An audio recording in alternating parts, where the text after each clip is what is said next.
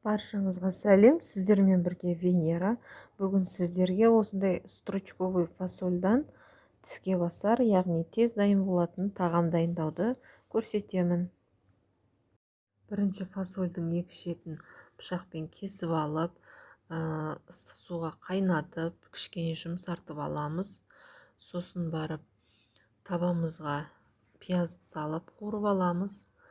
Содан кейін помидорды қуырамыз. Менде помидор кішкентай азғантай болып қалғандықтан мен цицибели қосып жібердім. Тек қана помидордан істесеңіздер де болады.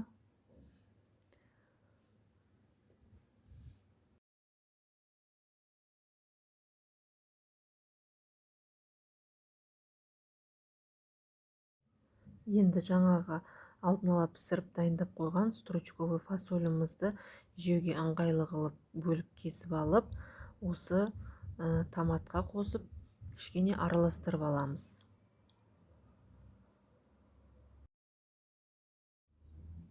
Төрт жұмыртқаны жарып араластырып қуырамыз.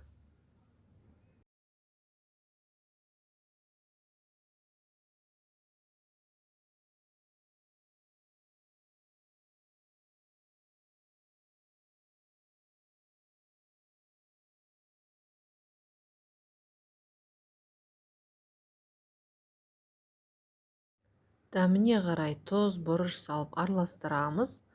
Болды, осымен біздің тез әрі оңай дайын болатын тағамымыз дайын болды.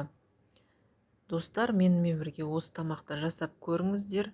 Бұл өзінің сезонында өте дәмді және витаминге толы пайдалы тамақтардың бірі.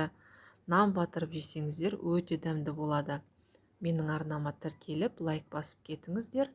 Сау болыңыздар.